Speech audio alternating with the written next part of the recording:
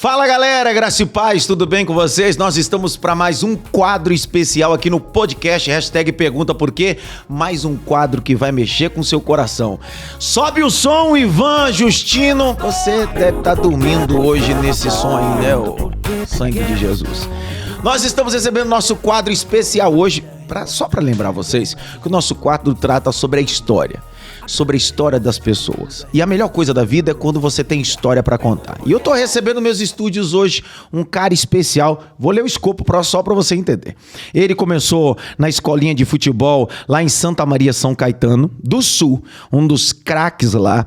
E depois se tornou um grande expoente, um grande jogador no São Paulo Futebol Clube. E depois foi jogar no Paris Saint-Germain, depois do Paris Saint-Germain, Tottenham. E um grande vencedor, jogador da seleção brasileira. Eu poderia destacar todos esses, mas hoje ele joga no melhor time do mundo. São Paulo, tem que respeitar. Eu tô recebendo um príncipe de Deus, um homem de Deus. Tô recebendo os estúdios aqui. Lucas Moura, sobe o som! Deus te abençoe, que bom te receber, meu mano. Que bom. Prazer é todo meu, muito feliz de estar aqui. Faz tempo que a gente estava ensaiando essa gravação. O Vagnão lá do CD estava tentando marcar há muito tempo. E hoje, graças a Deus, deu certo. Muito feliz, muito empolgado. Ótimo, e eu queria deixar muito claro aqui para vocês, agradecer a Deus pela tua vida, pela tua presença. E muito mais de falar sobre o Lucas, o grande craque, o grande vencedor. Eu queria muito que as pessoas conhecessem o Lucas, servo de Deus. É claro que nessa guisa introdutória a gente vai introduzir um pouquinho sobre sua biografia, como começou a carreira, mas o maior foco é conhecer a ponte entre o futebol e a fé. Então, para começar o nosso bate-papo, queria que você se sentisse totalmente aberto, totalmente disponível a abrir teu coração. Como começou a carreira do Lucas Moura? Conta um pouquinho para nós. Sem contar umas coisas que não tem necessidade, né? Sem contar uns caminhos aí que a gente andou. Não, mas eu sou um apaixonado por futebol, né? Futebol tá no meu sangue. Comecei a jogar bola muito cedo. Desde os meus 5 anos de idade, jogava bola na rua. E aí, com 6 anos, eu fui para a primeira escolinha de futebol, né? Lá em Diadema. Depois passei no Santa Maria, jogar futsal. Juventus da Moca, Corinthians. E aí, esse período... Esse aí pula, isso aí. Depois cheguei no São Paulo em 2006. Você chegou com quantos anos no São Paulo? Cheguei com 13 anos no São Paulo, 13 para 14 anos. Yeah. E aí morei 4 anos e meio lá no CT de Cotia, da base, que a estrutura é fantástica lá. E depois 2 anos e meio no profissional. Com 19 anos eu fui vendido para o Paris Saint-Germain. 5 anos em Paris, 5 anos e meio no Tottenham. E agora estou de volta para São Paulo. Eu acho que uma das cenas mais, diante de tudo que aconteceu na sua carreira, foi levantar aquela taça naquele momento, no último dia do jogo, ou último jogo seu pelo São Paulo, quando o Rogério Ceni te chama. E conta um pouquinho para nós aquela história, porque para quem acompanha o futebol, para quem é São Paulino e vê aquela cena, como é que foi para você aquele momento, fechar aquele ciclo? Porque o grande problema da vida, algumas pessoas não conseguem fechar ciclos, principalmente jogadores de futebol. Eles têm dificuldade de fechar ciclo. E eu acho que você foi premiado, abençoado por Deus, por fechar aquele ciclo importante naquele momento, com aquela foto, com aquele vídeo que viralizou o mundo, né? Sem dúvida nenhuma. Ali foi um momento muito especial, muito marcante na minha carreira. Eu conquistei muitos títulos na base do São Paulo e meu grande sonho era conquistar no profissional. E ali eu já estava vendido para o Paris Saint-Germain. E a Sul-Americana era a única possibilidade de ganhar um título. E pude conseguir realizar esse sonho, né, fazendo um gol na final. E com aquele gesto muito marcante do Rogério, que conquistou tudo na carreira dele. E talvez sabendo que seria o último título da carreira dele, ele teve essa humildade, né, a hombridade de tirar a faixa de capitão, passar para mim e deixar eu levantar a taça. Ali foi um momento muito especial, uma mistura de sentimentos, né? Porque eu estava muito feliz de poder conquistar aquele título, de erguer um troféu no Morumbi, e aquele sentimento, poxa, eu quero sair para a Europa, mas quero ficar porque aqui é a minha casa, onde eu me sinto bem. Mas foi um momento ali de muita alegria, que eu guardo com muito carinho no meu coração. Conta para nós um pouquinho os primeiros 5 anos, ou esses 5 anos jogando no Paris Saint-Germain, um clube naquela época já em grande ascensão, você sendo o grande nome. Como é que foi sua adaptação, a chegada ali, um novo ciclo, um novo momento? Um menino de Diadema que venceu, que rompeu, chegou ao ápice aqui no futebol brasileiro e agora vai acessar um novo clube, uma nova cultura, novas exigências, novo esquema tático. Como é que foi isso para você? Foi um choque de realidade, né? Tudo novo, tudo diferente. Eu, garoto ainda... Quantos anos você chegou lá no Paris Saint-Germain? 19 para 20 anos. 19 anos. E aí eu cheguei lá no inverno, menos 8 graus eu peguei. Tudo diferente, né? Não falava o idioma, tudo novo. Mas assim, muito feliz eu estava, né? Por estar chegando num clube que era o clube do momento ali, né? Todo mundo estava falando do Paris Saint-Germain e morar numa grande cidade. E foi ali que começou a minha vida com Deus de verdade, né? Foi ali que eu me converti. Já entrando um pouco nessa parte da minha vida, eu fui batizado na Igreja Católica com 5 anos, cresci, não frequentei muita igreja, não tive essa tradição, mas minha família inteira é católica, e quando eu cheguei lá no Paris Saint-Germain, comecei a ter muitos problemas extra-campo, né?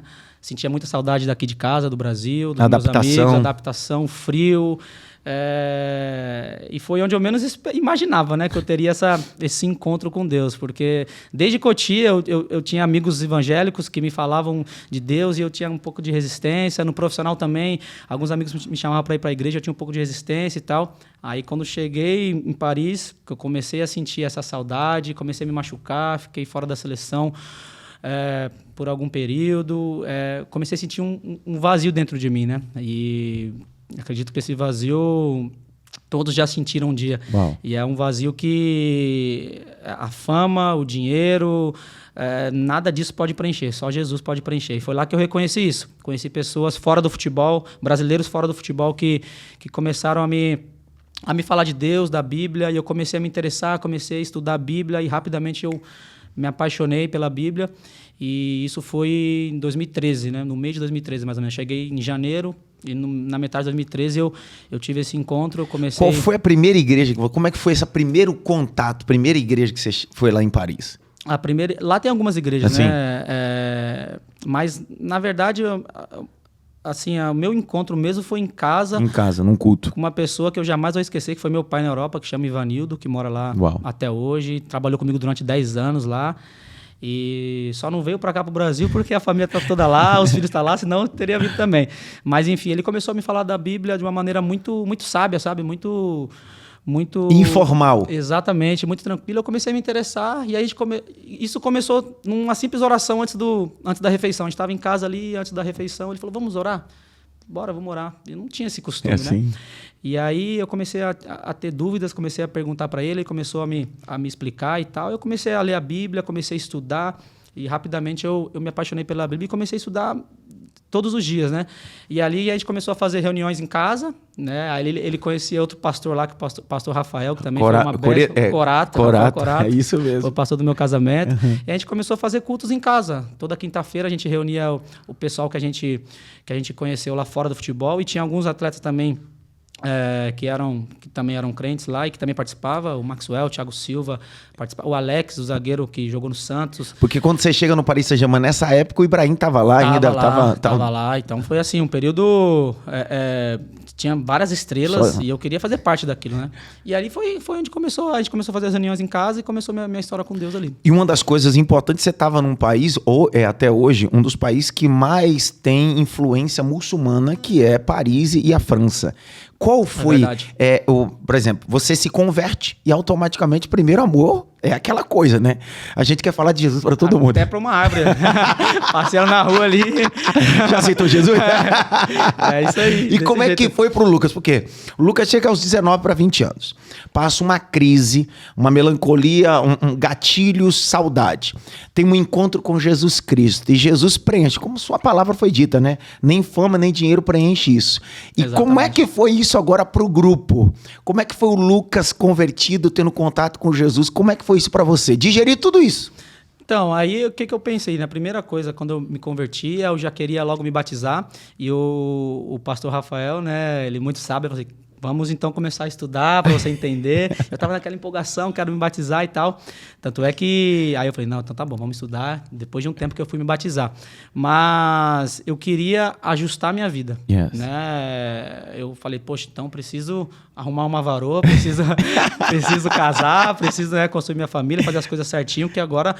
Porque quando você se converte, você tem aquela conversão genuína, as coisas que você fazia antigamente começam a pesar na consciência, né? Não quero fazer mais isso, eu quero seguir certo, eu quero obedecer, a Bíblia fala isso, eu quero seguir, não quero fazer diferente do que a Bíblia fala, né?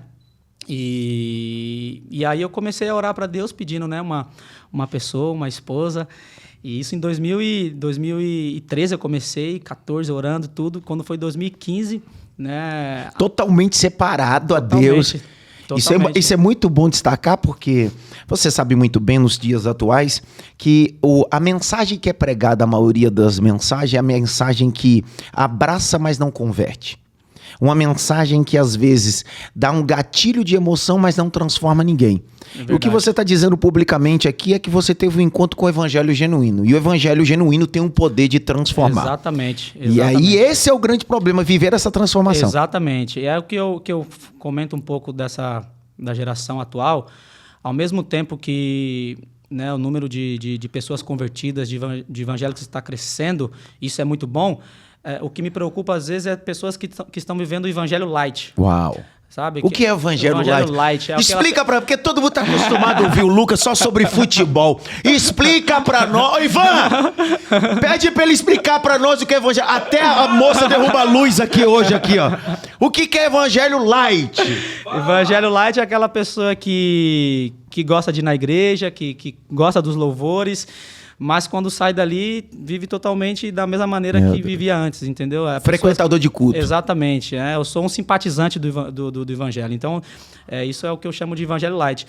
E isso me incomodava muito. Eu falei, não, eu quero fazer tudo certo. Óbvio que eu não sou perfeito, óbvio que, né, eu tenho as minhas falhas, mas, assim, eu acho que a gente tem que ter essa conversão genuína e viver de acordo com o que a palavra de Deus nos diz, né?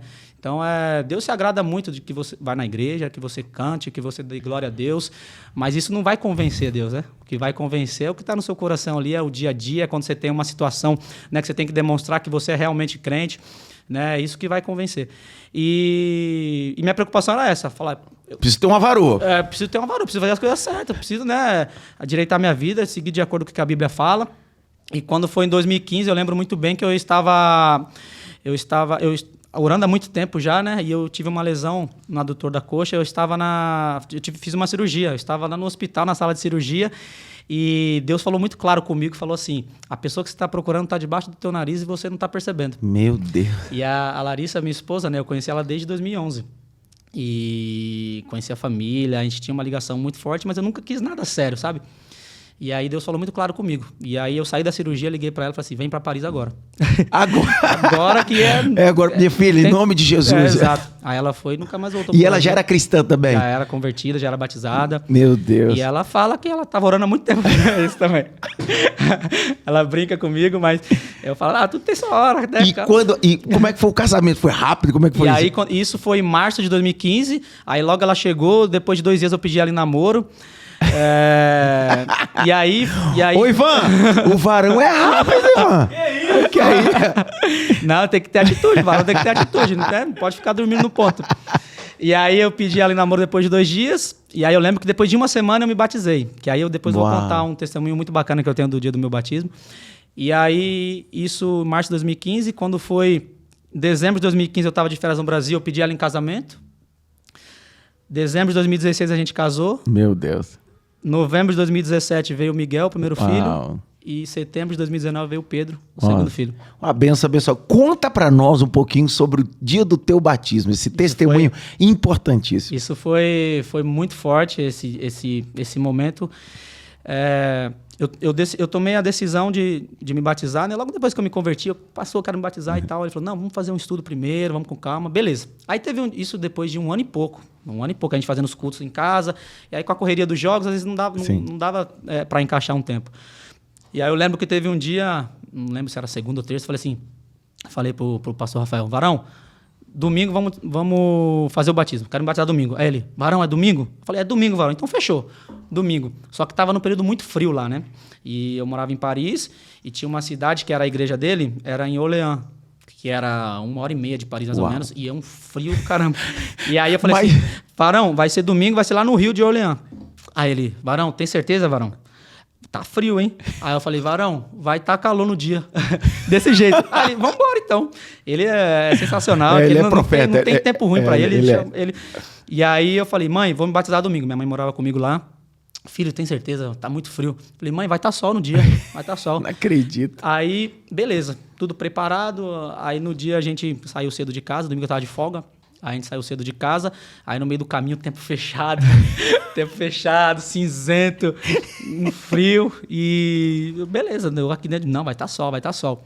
Aí a gente chegou lá, a gente parou o carro lá em cima, a gente desceu lá na beira do rio, todo mundo lá, e o frio. Quantos graus, mais ou menos? Ah, devia estar, o quê, uns 5 graus, por aí. Meu Deus! Frio.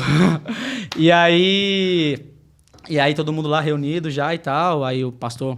né, leu uma palavra e a gente louvou um pouco e tal. E aí, Varão, quando o pastor falou assim, agora vamos para as águas. Quando ele falou isso, o tempo abriu. Uau. O tempo abriu, o sol apareceu, Meu começou Deus. a brilhar. E eu lembro, nossa, como se fosse hoje. Aí eu virei para minha mãe e falei assim, eu falei, mãe, que ia estar sol. Aí a gente foi eu e mais um menino que se batizou lá nesse dia. E aí a gente entrou nas águas. Quando a gente saiu, voltou, o sol fechou. O tempo fechou. Meu Deus. E assim, foi uma grande resposta para mim. Todo mundo ficou impactado nesse dia. Todo mundo comenta até hoje. Aquele dia foi... E foi uma grande resposta de Deus para mim. E eu guardo com muito carinho esse dia. Foi a melhor decisão da minha vida. Sepultamento do antigo Lucas e a ressurreição para um novo homem em Cristo. Exatamente. Eu lembro que na época, aí eu postei a foto. Foi a foto mais curtida do meu Instagram. Assim, foi um momento muito forte, né? Isso foi em março de 2015. Vai fazer 10 anos. 10 anos se batizado. A pergunta que não quer calar. Você encontra Jesus em Paris, teve discipulado, acompanhamento, mentoria e etc. Aí você tem que viver a transição. Que é a transição, porque aí entra a pergunta que eu vou fazer. A dificuldade entre sua carreira e a fé. Por quê? De uma forma ou de outra, você precisa ter raízes, precisa ter lugar, precisa ter mentoria, precisa ter lugar para congregar com a sua família. Exatamente. E lá em Paris você teve todo esse contato, todo esse acolhimento. Aí recebe a transação agora de sair de Paris e ir para a Inglaterra, para o Tottenham. Como foi para você? Nova adaptação, como futebol, dificuldade de adaptação na fé, porque agora você está em outro país. Conta um pouquinho agora esse novo momento, esses novos 5 anos agora no Tottenham. É verdade, ali foi uma grande bênção na minha vida, né? Tanto o período que eu passei em Paris, né? Pelas coisas que eu conquistei, né? No lado profissional, mas principalmente por ter encontrado o maior tesouro da minha vida, né? Que foi Jesus ali em Paris. E aí eu saí num momento muito complicado da minha carreira, no momento talvez mais difícil da minha carreira, foi... no momento que eu não estava jogando, não era nem convocado para os jogos, e foi justamente nesse período que Deus mandou o meu primeiro filho, o Miguel. Então, eu treinava, dava vida nos treinos, não era convocado para os jogos, chegava em casa, quando eu pegava meu filho no colo, esquecia de todos os problemas. Então, a família ali foi fundamental. E aí apareceu a oportunidade de ir para o Tottenham, né? Você viveu esse momento de crise dentro do grupo, não ser selecionado quanto tempo?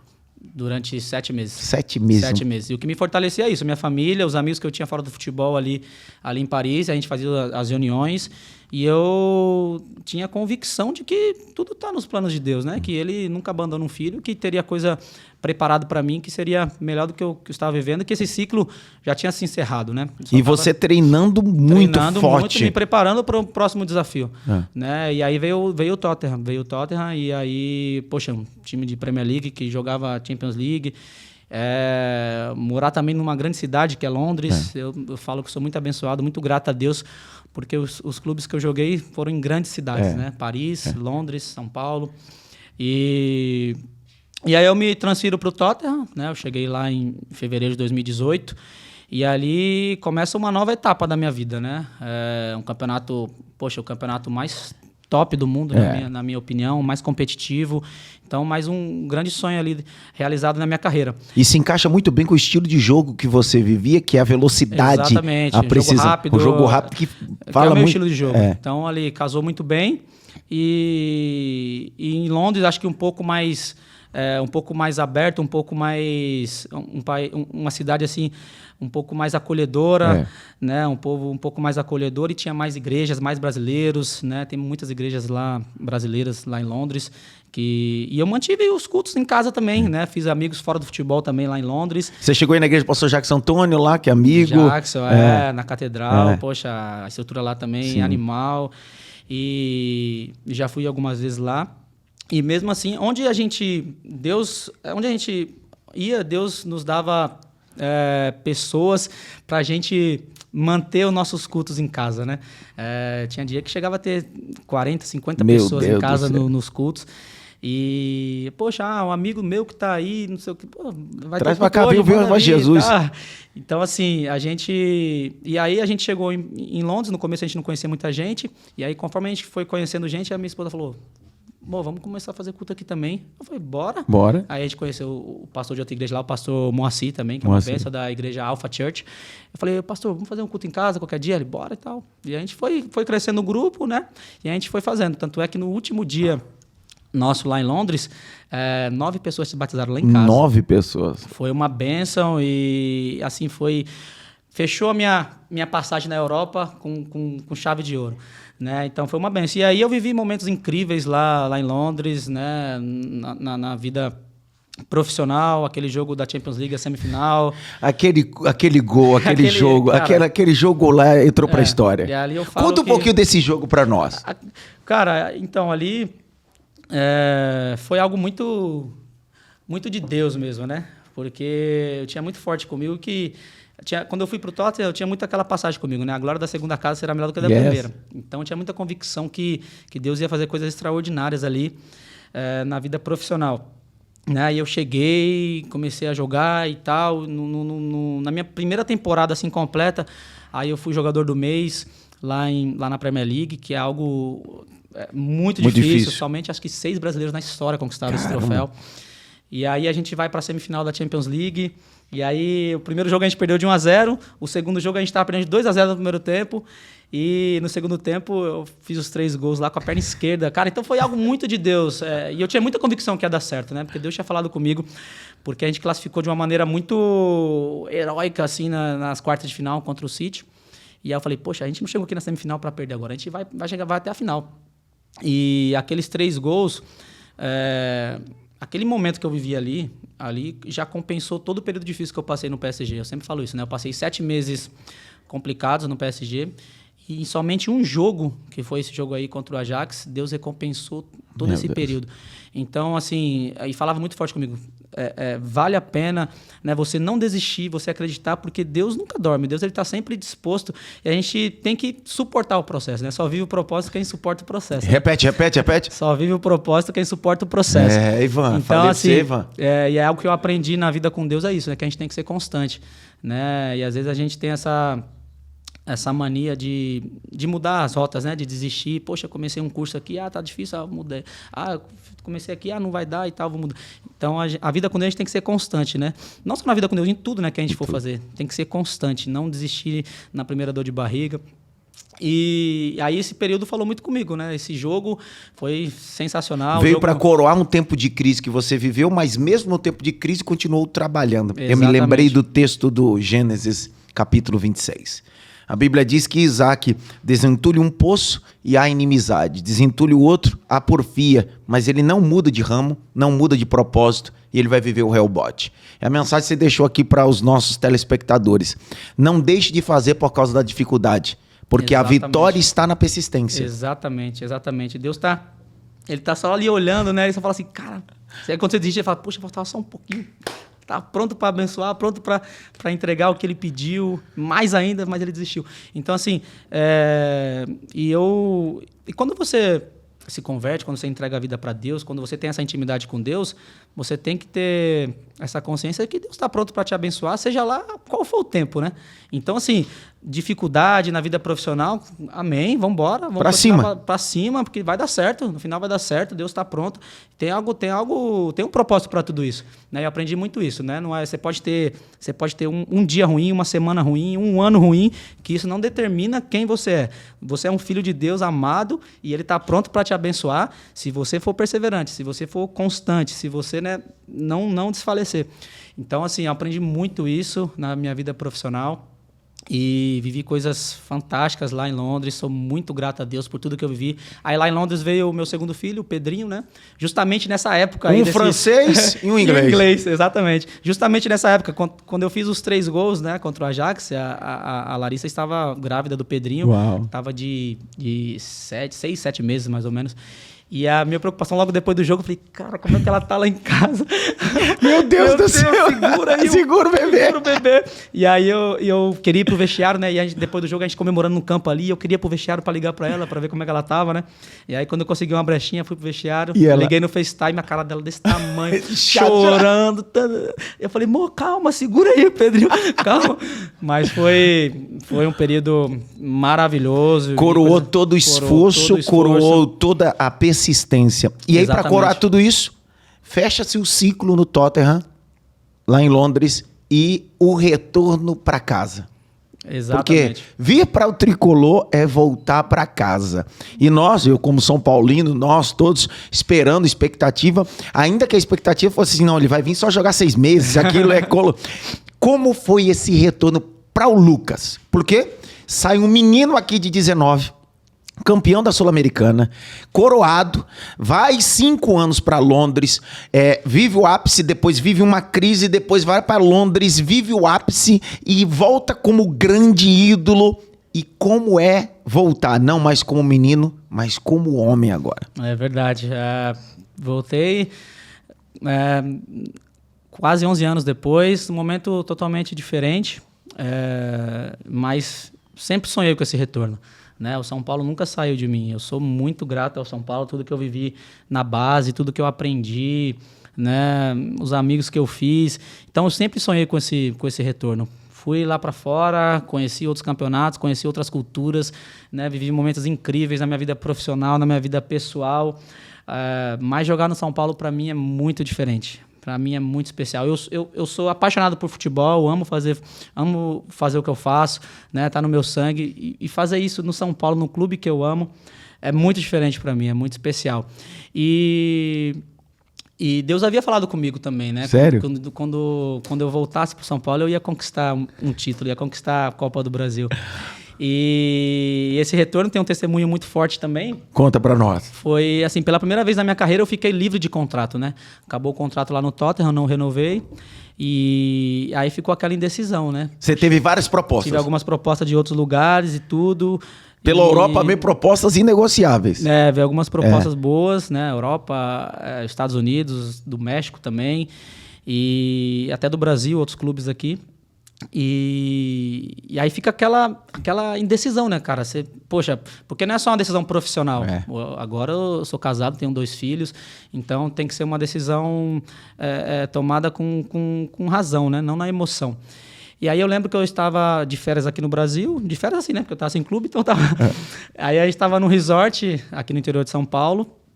E foi na época da semifinal da Copa do Brasil, o primeiro jogo contra o Corinthians. O primeiro jogo que o São Paulo perdeu de 2-1 lá em Itaquera, eu tava lá nesse resort. E tinha muitos São Paulinos lá. E falou, Lucas, volta pra jogar o segundo jogo, não sei o que e tal. E eu falei, caramba e tal. Aí eu cheguei, do nada eu cheguei no quarto, né? Falei pra Larissa, falei assim, e se a gente voltasse pro São Paulo pra ficar até o fim do ano? Depois a gente vê o que acontece, né? Aí ela, mas como assim, do nada isso? Eu falei, veio na minha cabeça aqui, do nada. Aí ela falou, então vamos orar, né? Aí eu falei, então tá bom, vamos fazer uma proposta de 1 semana, vamos orar, ver se Deus confirma isso pra gente.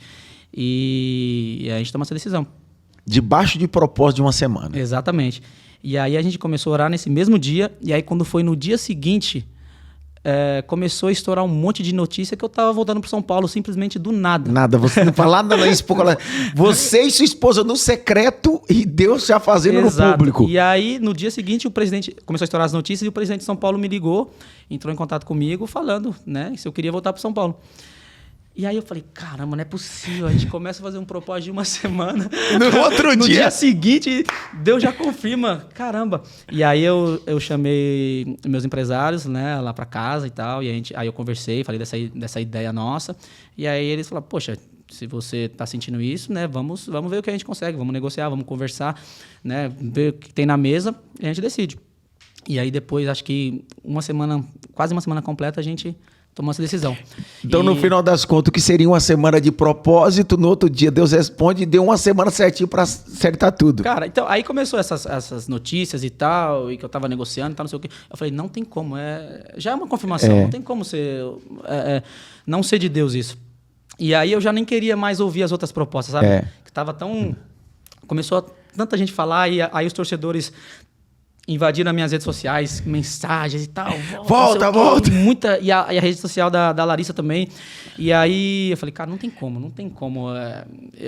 Eu não ouvi isso, né?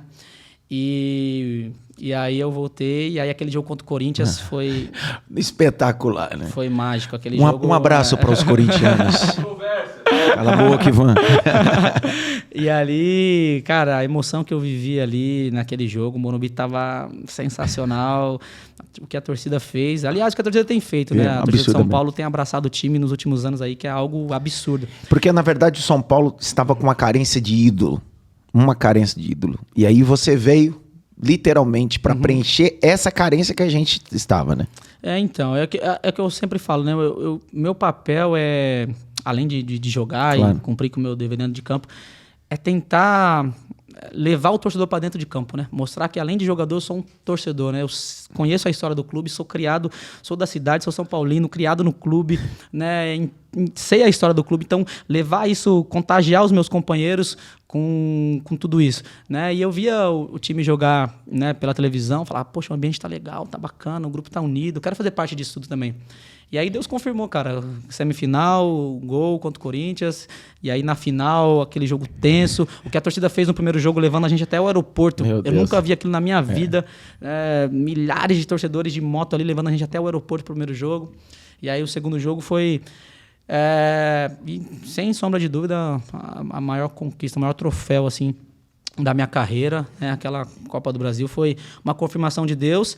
E aí, Deus cumpriu o que havia dito para você. Exatamente. E aí acabou a temporada e ficou aquela, né? E aí, vamos renovar e tal? Renova ou não renova?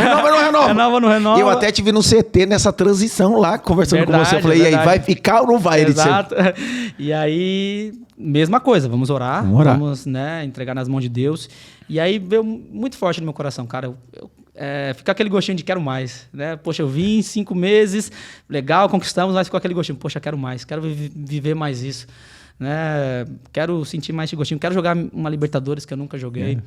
E, cara, tem sido bênção, estou muito feliz, muito grato a Deus, a família, claro que tinha aquele receio, poxa, voltar pro Brasil, né, com as dificuldades que a gente tem aqui, segurança, porque família. Porque não tem jeito, como, né? Por mais que a gente diga, eu amo minha nação, principalmente São Paulo, se você transitar por todos os estados, a gente ama São Paulo, tem tudo aqui. São Paulo é uma mini Europa, eu falo uma mini Londres, uma mini Paris, porque a gente tem de tudo aqui. Exatamente. Só que é diferente, lá tem um pouco mais de segurança. Exatamente. Não, a qualidade de vida é outra coisa. E eu sou suspeito para falar de São Paulo, que eu sou apaixonado. Eu falo São Paulo, principalmente em questão de restaurante, em questão de coisas assim para fazer. Não Infraestrutura, não perde para lugar nenhum no mundo. A nossa culinária é absurdo. Então, assim, mas tem a questão da preocupação com a família, né? Meus filhos nunca moraram aqui, né? Escola, segurança, essas coisas. Mas Deus tem nos guardado, né? Deus tem nos sustentado e tem sido, sem dúvida, assim, uma decisão muito acertada de poder voltar. Estou muito feliz, a família muito realizada. Você disse uma coisa e eu queria pegar esse gancho. A consciência da responsabilidade que você tem de ser ídolo. Não só ser um bom jogador, como você disse, dentro dos campos, mas trazer o torcedor para a paixão do time que você tem.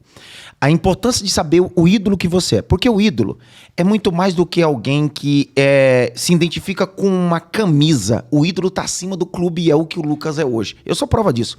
Enquanto a gente estava vindo para os estúdios aqui, alguns colaboradores e crianças estavam aqui, abraço, chorando e etc. E alguns colaboradores corintianos. E até a gente estava brincando ali.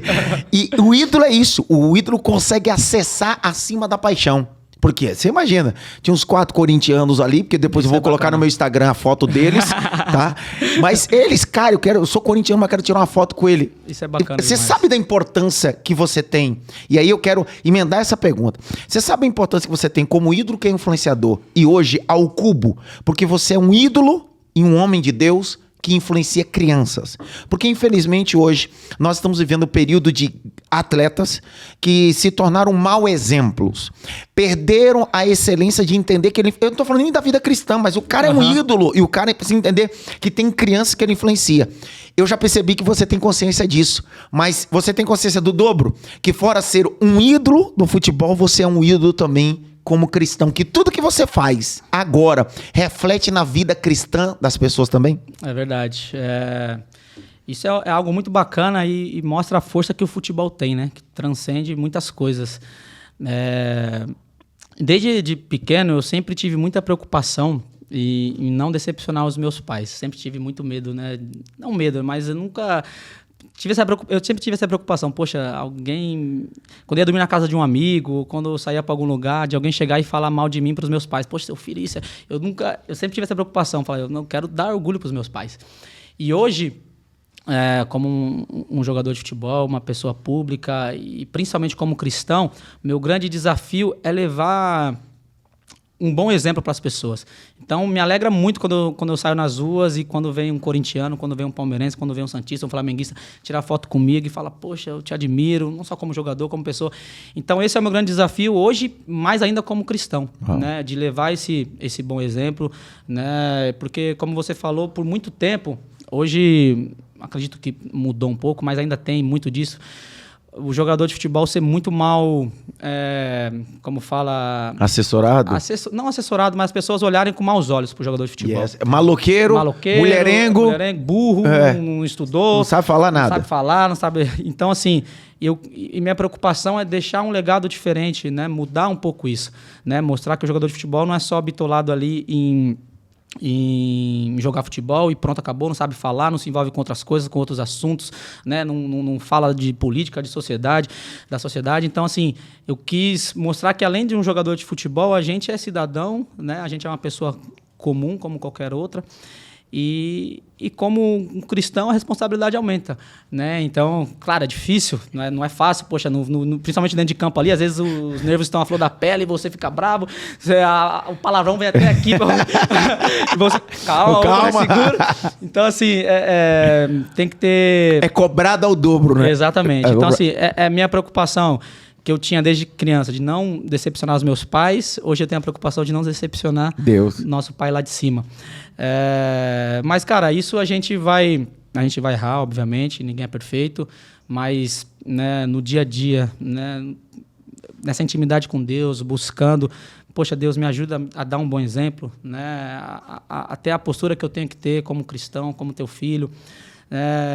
E é isso que é a minha preocupação, cara, passar um bom exemplo. E tem provocação dos zagueiros na orelha, no jogo, para tirar a estrutura do Lucas, tocando na fé? Já teve? Nunca passei por isso. Antes, quando eu era mais garoto, tinha mais provocação. Vou te quebrar. Isso e aquilo.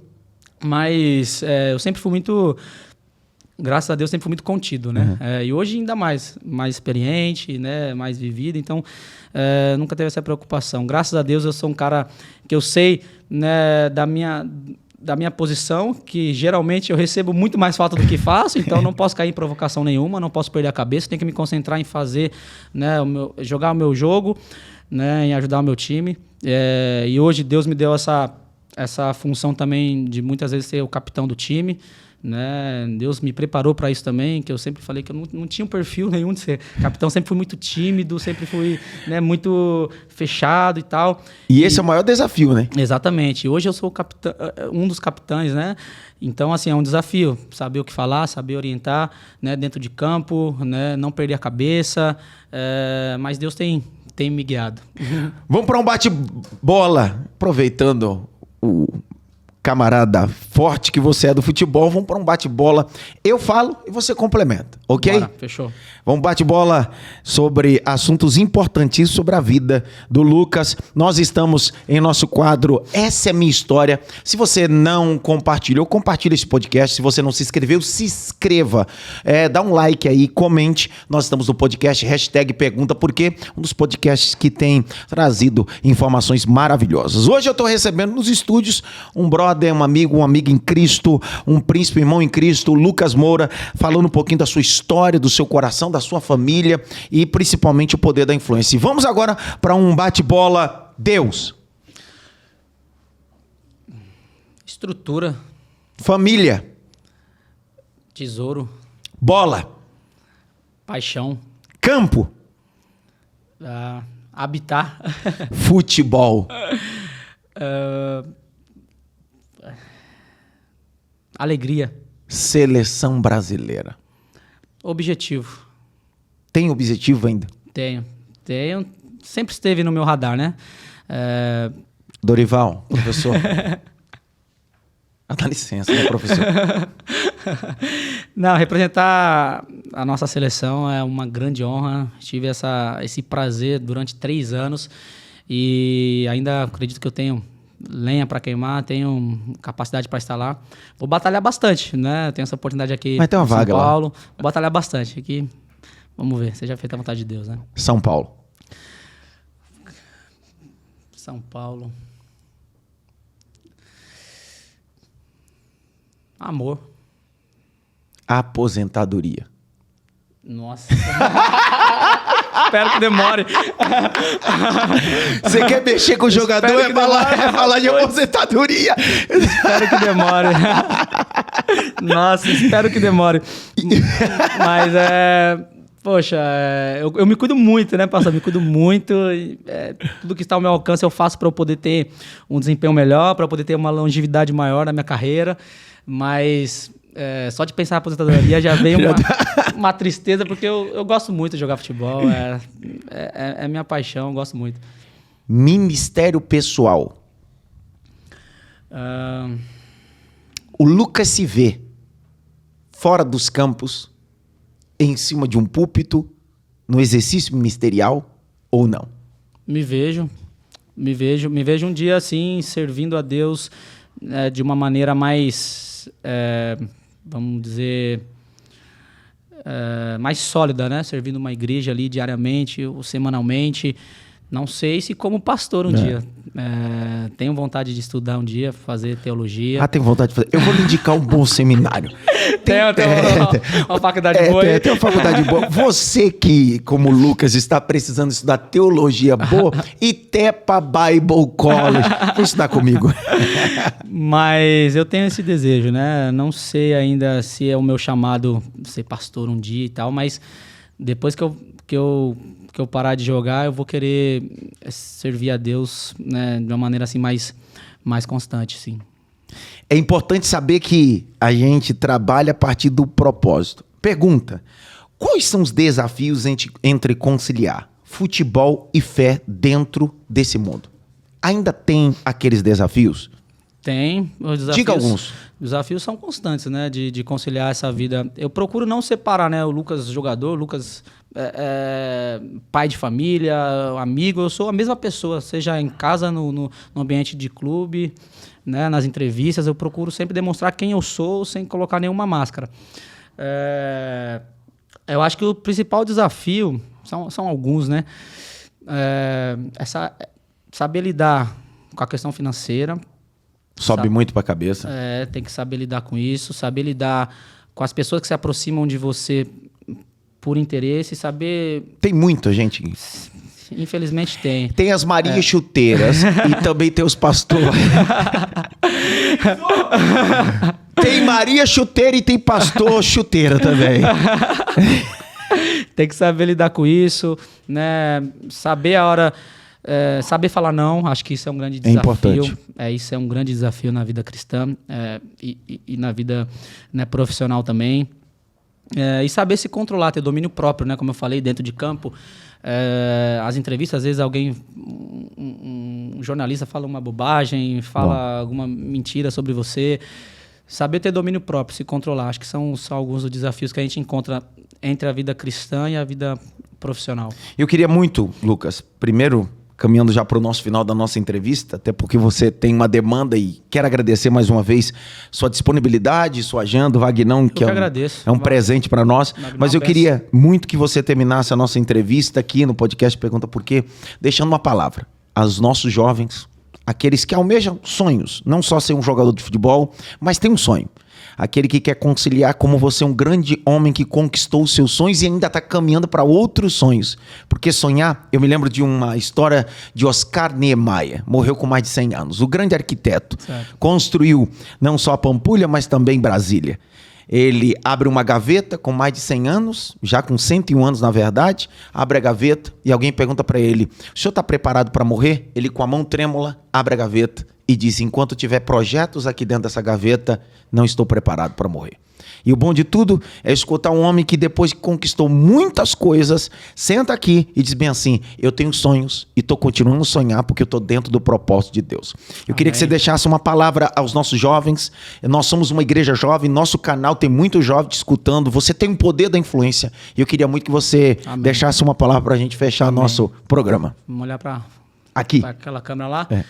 Então, vamos lá, é uma palavra que eu até falei aqui durante essa gravação. Você que está em casa aí, você jovem que tem sonhos e que às vezes se vê desanimado, se vê cabisbaixo, se vê sem saída, eu queria dizer para você que você não é o que a circunstância ao seu redor diz que você é. Você não é o que as pessoas dizem o que você é. Você é um filho amado de Deus e Ele está pronto, Ele está preparado para te abençoar, para te abençoar de uma maneira maior do que você imagina. Aquilo que você pediu, aquilo que você sonha, Deus tem algo muito maior para você.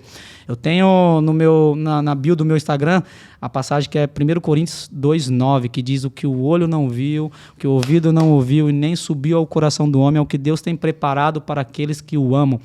Então, se você ama a Deus, acredite, suporte o processo para você viver o propósito, que Deus vai te abençoar de uma maneira extraordinária, né? Esse vazio que eu tenho certeza que todo mundo já sentiu um dia, que a farra não pode preencher, bebida, nada disso pode preencher, só Jesus. Deixe Jesus guiar a tua vida e viva o extraordinário dele na tua vida. Uau! Que entrevista maravilhosa, que bom receber esse brother. Obrigado, mano. Deus te abençoe. Você é príncipe. Amém. Que Deus guarde você, sua esposa, seus filhos. Amém. E não importa se é no São Paulo, não importa aonde for. O importante é que você esteja no centro da vontade de Deus. Amém. Eu tenho certeza que aonde você for, o centro da vontade de Deus se manifestará. Que você possa alcançar os sonhos. Minha vontade, minha oração é que logo, logo a camisa amarela volte para o seu corpo e você possa celebrar e alcançar o teu sonho. Amém. Eu quero agradecer a todos os nossos telespectadores. Foi mais um podcast, mais um bate-papo e eu recebi um convidado maravilhoso falando sobre futebol e fé. Então compartilha. Deus te abençoe e até a próxima. Ivan Justino. Thank you very much. É nóis! Tchau. Beijo! Glória a Deus. Amém.